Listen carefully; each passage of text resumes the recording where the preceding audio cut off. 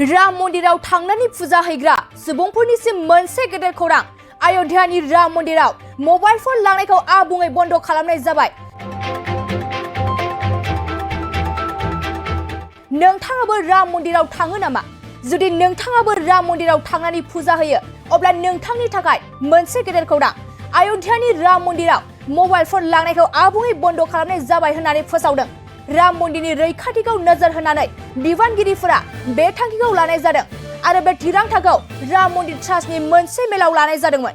सरासनस्रा सुबुंफोराल' नङा, गोजौ थाखोनि एबा भिआइपि, भिभिआइपि सुबुंफोराबो राम मन्दिरनि सिङाव मबाइल फनखौ लांनो मोननाय नङा आरो धोरोम सिबियारिफोरनि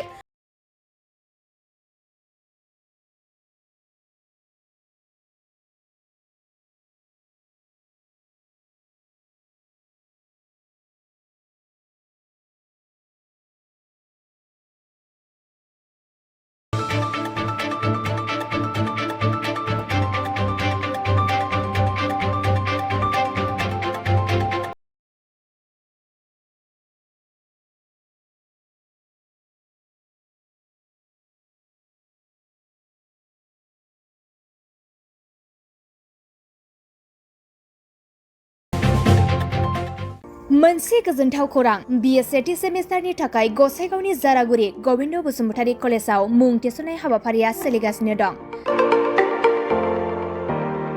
गिबि 100 फरायसाफोरनि थाखाय स्पेशल अफार आरो गुबुन गुबुन रोखोमनि बेसेन नाङै क्लासनि सुबिदा होनानै मुं थिसननाय हाबाफारिया सोलिगासिनो दं।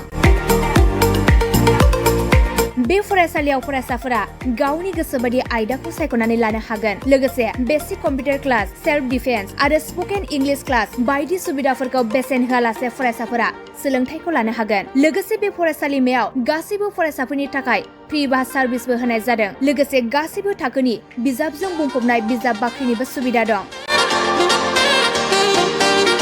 आरो बे खेबनिफ्राय एग्जाम सेन्टार हिसाबै फरायसाफोरा गावनिनो आंगो गबिन्द बसुमतारी फरायसालिमायावनो आनजाद होनो हागोन। बिनिखायनो गासैबो जौसिन फरायसालिनिफ्राय उथ्रिसारनाय फरायसाफोरखौ गबिन्द बसुमतारी फरायसालिमायाव खम बेसेनावनो एडमिसन लानानै गोबां सुबिदाफोरनि खाबु लानो हागोन। बांसिनै मिन्थिनो थाखाय 9101784754 7002 71929 97066808878 नम्बराव नोंथांमोना खौरां लानो हागोन। राम मन्दिराव थांनानै फुजा हैग्रा सुबुंफोरनिसिम मोनसे गेदेर खौरां। अयोध्यानि राम मन्दिराव मबाइल फन लांनायखौ आबुङै बन्द खालामनाय जाबाय। नोंथाङाबो राम मन्दिराव थाङो नामा? जुदि नोंथाङाबो राम मन्दिराव थांनानै फुजा होयो अब्ला नोंथांनि थाखाय मोनसे गेदेर खौरां।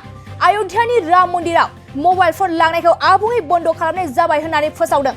राम मन्दिरनि रैखाथिखौ नोजोर होनानै बिबानगिरिफोरा बे थांखिखौ लानाय जादों आरो बे थिरांथाखौ राम मन्दिर ट्रास्टनि मोनसे मेलाव लानाय जादोंमोन।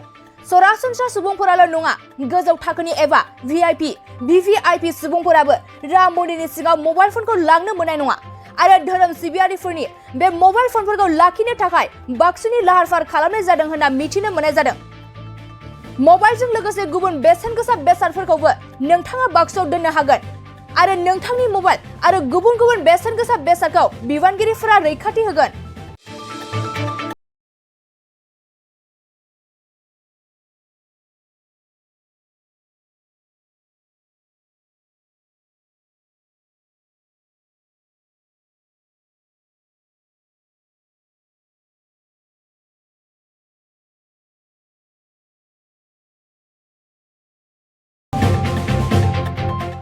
मोनसे गोजोनथाव खौरां। बिए सेथि सेमिस्टारनि थाखाय गसाइगावनि जारागुरि गबिन्द बसुमतारी कलेजाव मुं थिसननाय हाबाफारिया सोलिगासिनो दं।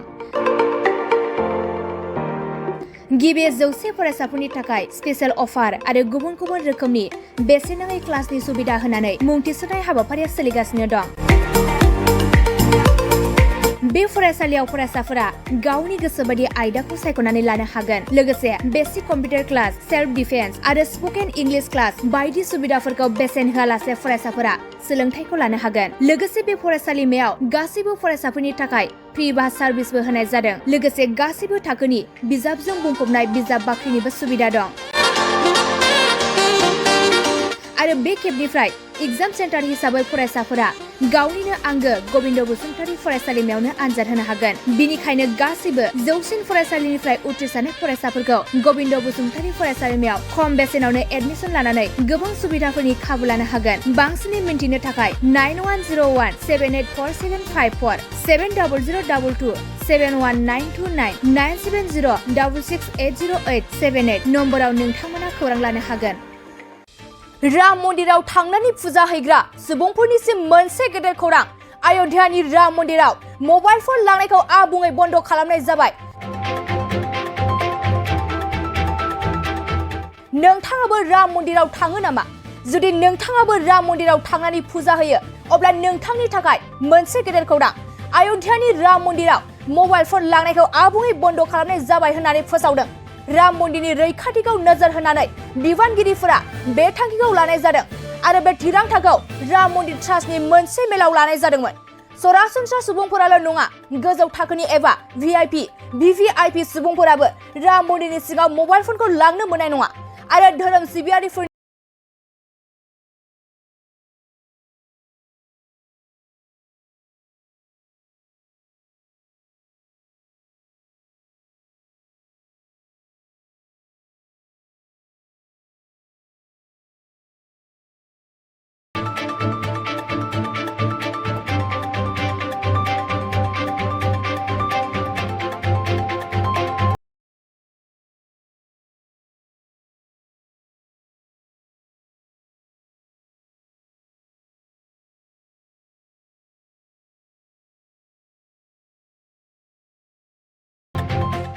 मोनसे गोजोनथाव खौरां। बिए सेथि सेमिस्टारनि थाखाय गसाइगावनि जारागुरि गबिन्द बसुमतारी कलेजाव मुं थिसननाय हाबाफारिया सोलिगासिनो दं। गिबि 100 फरायसाफोरनि थाखाय स्पेशल अफार आरो गुबुन गुबुन रोखोमनि बेसेन नाङै क्लासनि सुबिदा होनानै मुं थिसननाय हाबाफारिया सोलिगासिनो दं। बे फरायसालियाव फरायसाफोरा गावनि गोसोबायदि आयदाखौ सायख'नानै लानो हागोन। लोगोसे basic computer class, self defence आरो स्पोकेन इंलिश क्लास बायदि सुबिदाफोरखौ बेसेन होआलासे फरायसाफोरा सोलोंथाइखौ लानो हागोन। लोगोसे बे फरायसालिमायाव गासैबो फरायसाफोरनि थाखाय फ्रि बास सार्भिसबो होनाय जादों। लोगोसे गासैबो थाखोनि बिजाबजों बुंफबनाय बिजाब बाख्रिनिबो सुबिदा दं। आरो बे खेबनिफ्राय एग्जाम सेन्टार हिसाबै फरायसाफोरा गावनिनो आंगो गबिन्द बसुमतारी फरायसालिमायावनो आनजाद होनो हागोन। बिनिखायनो गासिबो जौसिन फरायसालिनिफ्राय उथ्रिसारनाय फरायसाफोरखौ गबिन्द बसुमतारी फरायसालिमायाव खम बेसेनावनो एडमिसन लानानै गोबां सुबिदाफोरनि खाबु लानो हागोन। बांसिनै मिन्थिनो थाखाय 9101784754 7002 71929 97066808878 नम्बराव नोंथांमोना खौरां